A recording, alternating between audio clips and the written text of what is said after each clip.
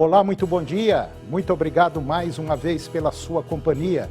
Está começando mais um programa Agronegócio e eu desejo a você muita paz e muita saúde.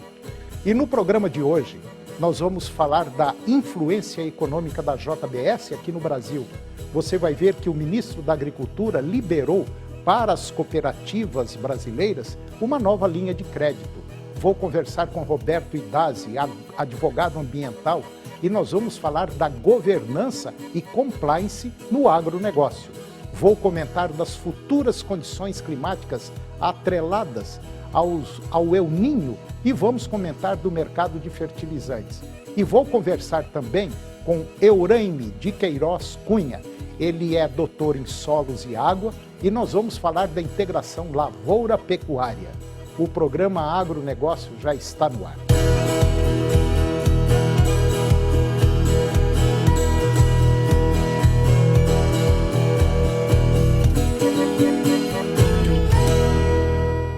Eu começo o programa de hoje falando sobre a influência econômica da JBS no Brasil.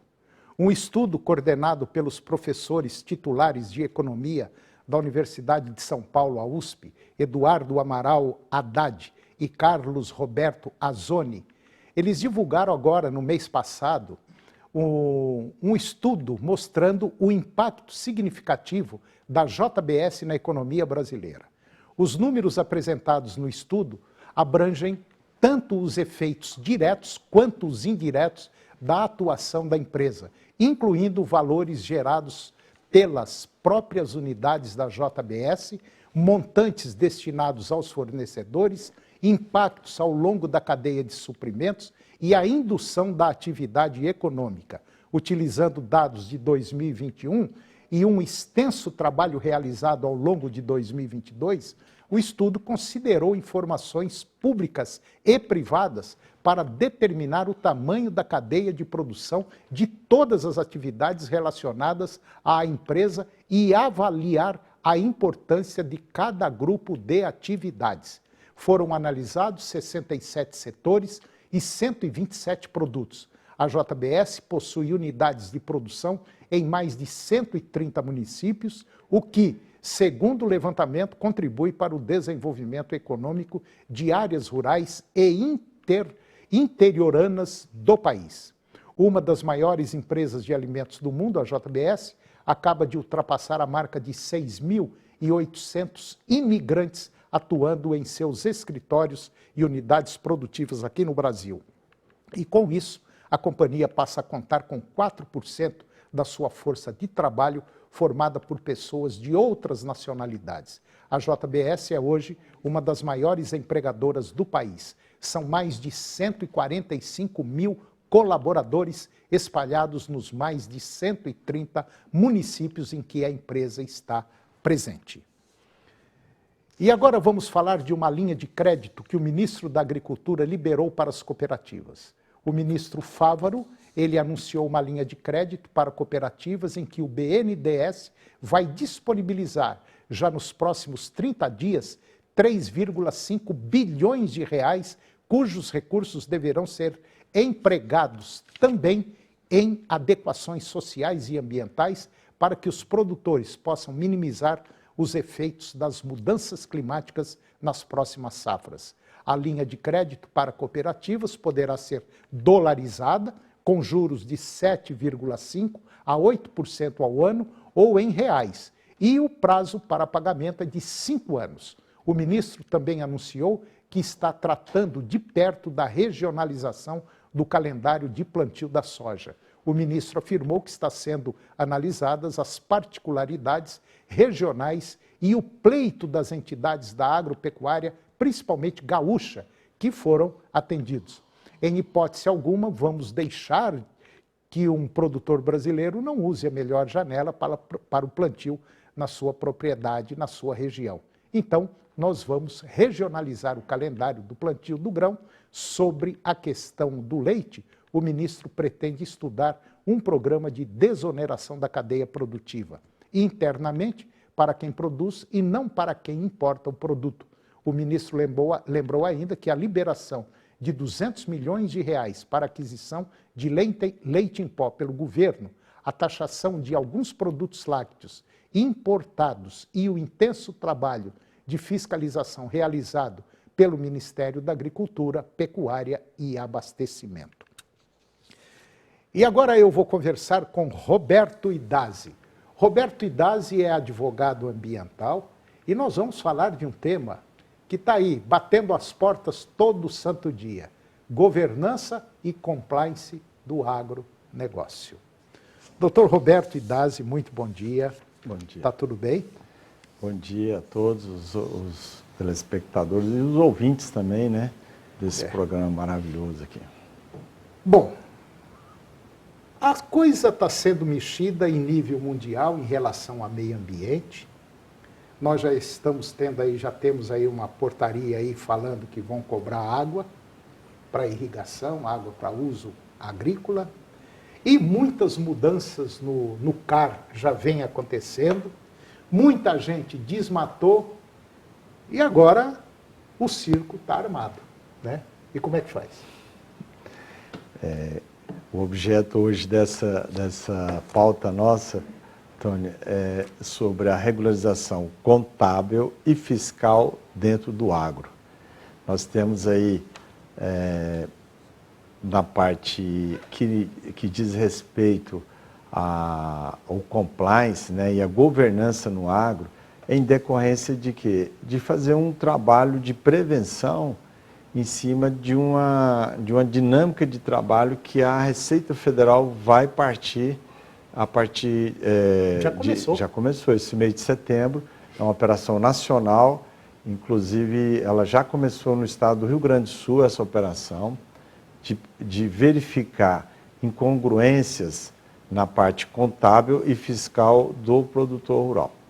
E aí, a figura da governança e do compliance que a gente está propondo também para o agro é fazer um preventivo.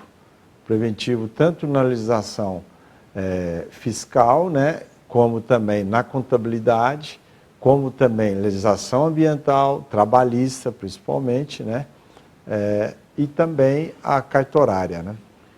Inclusive saiu agora aí, está sendo divulgado aí nos meios sociais, que o próprio STF também autorizou que terras produtivas sejam destinadas à reforma agrária, né?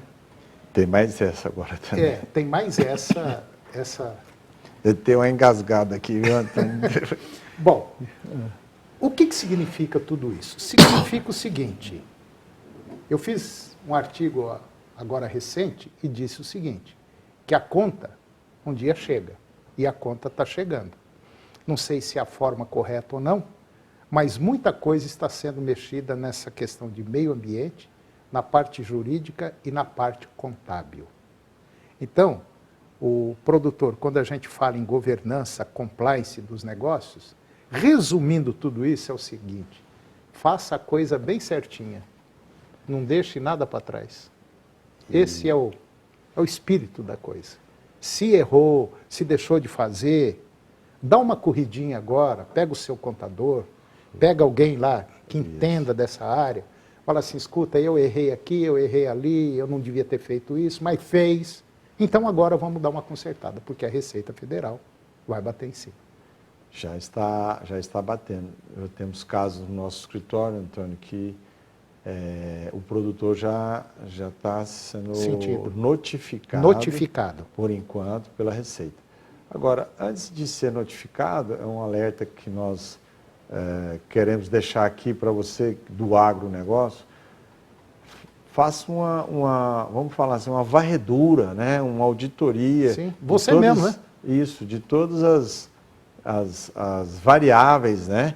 Onde a sua propriedade, o seu negócio está inserido. Então, assim, para evitar até uma notificação da Receita. Porque a notificação, fala assim, vou esperar ser notificado. Não é bom. A sugestão é que faça um trabalho preventivo antes, para que quando determinados órgãos de controle, aí não é só a Receita Federal, mas também outros órgãos de controle, for fazer diligências, né, no seu negócio, você já está blindado, né? Já está preparado e já está dentro da legislação pertinente. Porque com certeza absoluta não vai ficar apenas em 1, 2, 3 coisas, não. Podem ter certeza absoluta que o pessoal vai sim fazer uma varredura. Vai ter uns que talvez não dá para pegar todo mundo, né? Mas uma boa parte sim vai passar pelo crivo, porque hoje a coisa é tudo feita, vamos dizer, pela internet, no computador, está todo mundo fichado, é só dar o seu CPF, a gente sabe onde você mora, o que você faz. Então não adianta querer fugir, não, porque é uma realidade real. A coisa está acontecendo, sim. Então, tudo aquilo que a gente vinha falando há 3, 4, 5 anos, agora as coisas estão na realidade. Então, faça um levantamento, bate um papo aí com contador, com seu advogado, enfim. E, se você quiser tirar alguma dúvida com o Dr. Roberto Idazzi, você pode procurá-lo no telefone, é o 62, é o 99224-7623, eu vou repetir, 629-9224-7623, porque você pode receber a qualquer momento uma notificação. É assim que vai acontecer as coisas dentro do agro. Isso. Pegar a fala sua, Antônio, e abrir um parênteses, durante um processo aí de 5 anos para trás, o agro, vamos falar assim, entre aspas, não estava sendo vigiado pela Receita. E o que aconteceu? A nova ordem política do governo que se instalou, ele precisa de pagar a conta dele interna, certo? E onde que ele está visualizando? O agro enriqueceu demais. Deixou o país rico. Rico. É o que o PIB hoje e a balança comercial tudo depende do agro. E isso atiçou a sanha do governo federal na figura da Receita Federal. Exatamente. Aí começa a vir as diligências em cima de uma estrutura que está crescendo aí a cada ano que passa. Você matou a charada. Não precisa falar mais nada. Dr. Roberto Idazzi, advogado ambiental, muito obrigado pela sua presença, muito obrigado mesmo. Foi um tema legal, é um alerta que nós já estamos fazendo. Então, a partir desse mês de setembro, você pode receber uma notificação a qualquer momento da Receita Federal. Obrigado. Obrigado.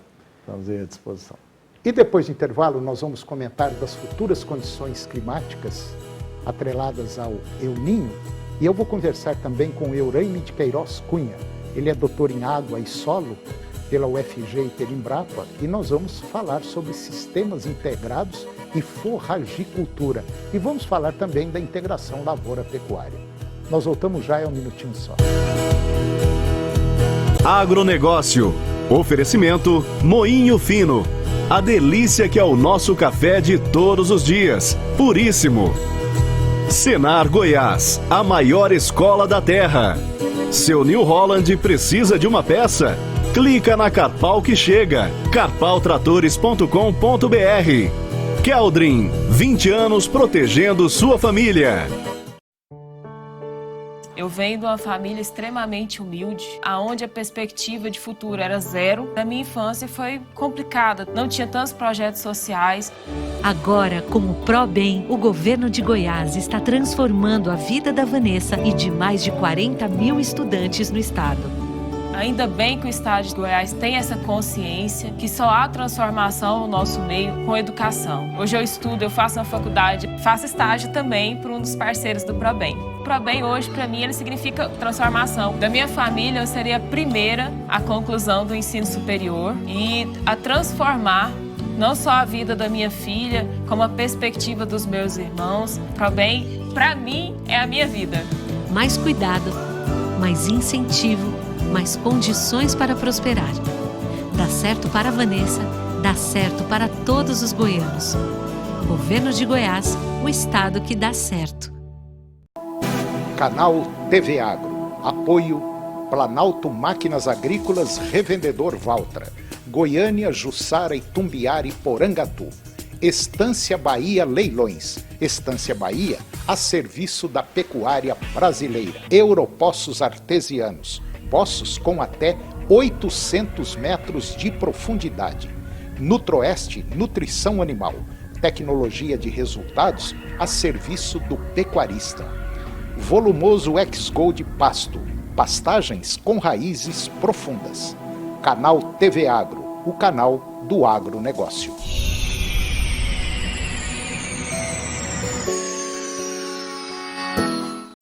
A gente sabe como é difícil proteger. Proteger quem você ama.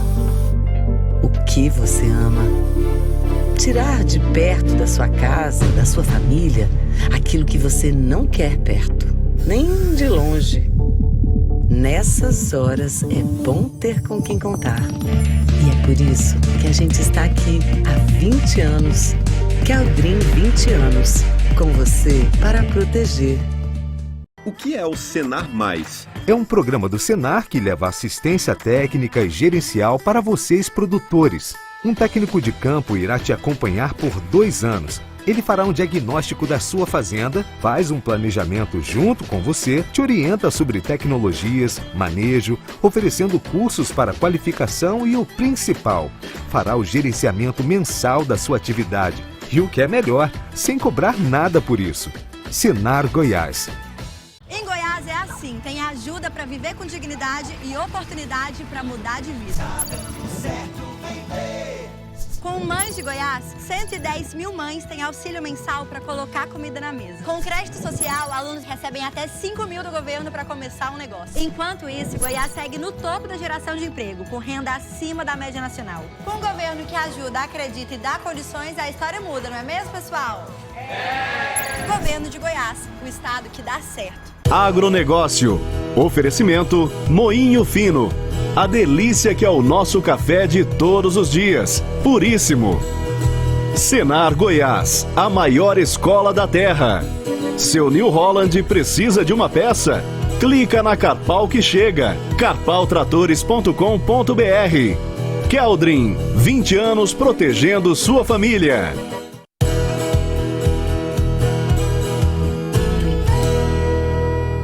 Nós estamos de volta e agora vamos falar das futuras condições climáticas atreladas ao El Niño.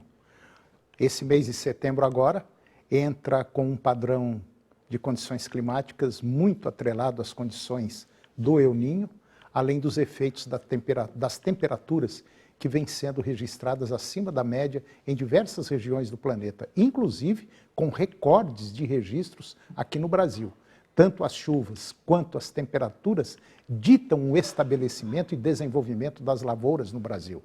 Além disso, vale destacar que o vazio sanitário da soja termina na segunda quinzena de setembro, grande parte dos produtores, portanto, olhando aí para o céu, e as condições climáticas elas serão essenciais para o progresso do plantio e estabelecimento das lavouras. E dentro desse contexto, setembro também apresenta uma tendência de elevada ocorrência de granizo na região centro-sul do Brasil, o que pode afetar diretamente as lavouras. Existe também a possibilidade de chuvas acima da média em cultivos de trigo, especialmente em fases críticas como maturação e colheita. Existe um consenso entre as diversas projeções para as temperaturas do mês de setembro, e essa concordância é observada com as temperaturas relativamente mais altas em todas as regiões do Brasil. Este panorama, ele apresenta uma continuação do comportamento que estamos observando ao longo das últimas semanas, inclusive com recordes e mais recordes de temperaturas acima da média do inverno. Desta forma, o plantio da soja será realizado em um regime de temperaturas acima da média, o que pode acelerar a emergência das plântulas neste primeiro momento. Para o milho, as altas temperaturas, especialmente durante a noite, podem reduzir a assimilação líquida das plantas devido ao aumento das perdas por respiração. É muito comum que haja uma redução no rendimento de grãos de milho em épocas tardias devido às temperaturas elevadas. E agora eu vou conversar com o Euraime de Queiroz Cunha. O Euraime, ele é doutor em solo e água. Ele fez o doutorado dele aqui na UFG, junto com a Embrapa também. E o Euraime trabalha com sistemas integrados e também forragicultura. E nós vamos dar assim uma visão geral sobre uma tendência que já está aí há muito tempo aqui no mercado, mas sempre melhorando mais, que é a integração lavoura-pecuária, principalmente visando o mercado que está meio ruim aí para lavorista e para pecuarista. Euraime, bom dia, tudo bom? Bom dia, Toninho. É um prazer estar aqui novamente. Obrigado pelo convite. É um prazer, Euraime, ter você aqui, porque esse tema que nós vamos conversar é um tema que está batendo a porta aí, ó. Está batendo porque já começa basicamente a época do plantio, agora já nesse final de mês, começo do outro, né, Euraime?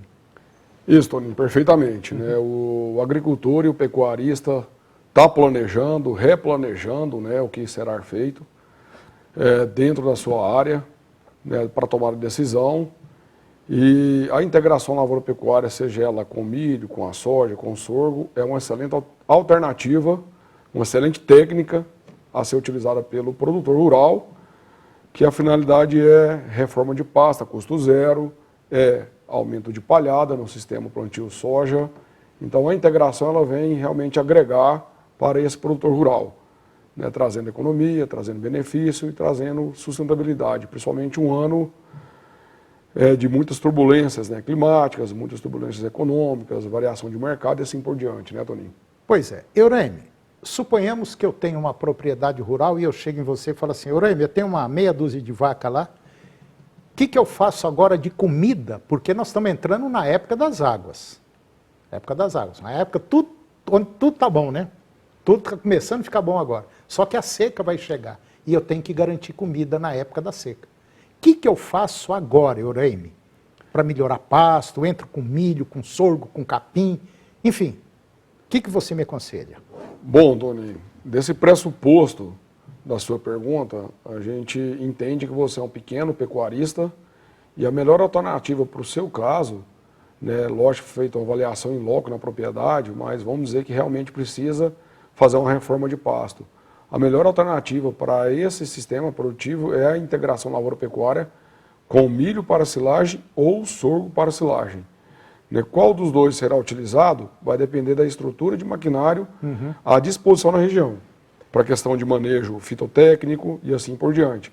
Mas a integração lavoura-pecuária via silagem para reformar o pasto a custo zero. E isso é o melhor objetivo e a melhor técnica a ser utilizada nessa situação que você propôs aqui.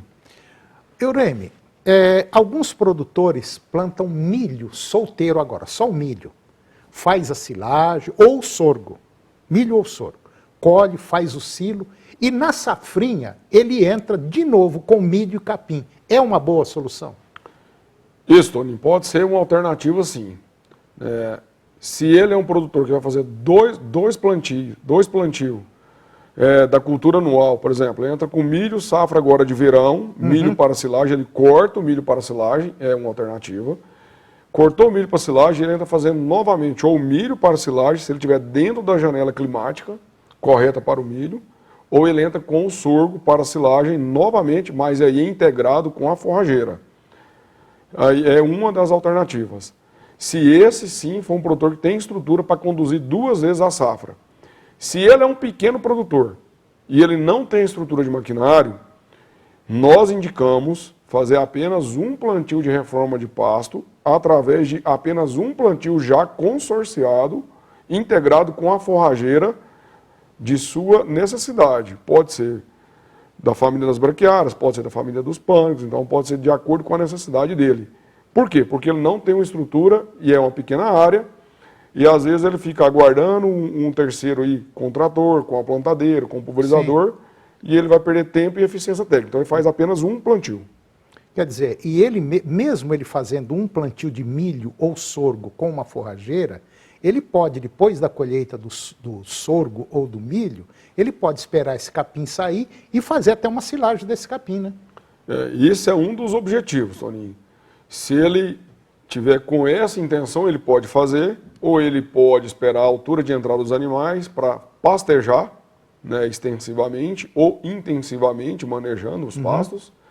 Ele pode fazer a utilização via silagem nessa forrageira no segundo momento, e ele também pode fazer como feno, né, para armazenar ou para vender para o mercado também. Então ele tem 3 alternativas que ele pode utilizar nessa integração na agropecuária, nessa reforma de pasto. Pois é, mas mesmo a gente saindo do pequeno produtor, indo para um médio ou indo para um grande produtor, vamos dizer assim, a indicação é basicamente a mesma, né, Eurani?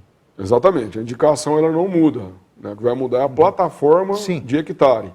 Então ele pode criar essas alternativas dentro do seu sistema produtivo de acordo com a sua necessidade.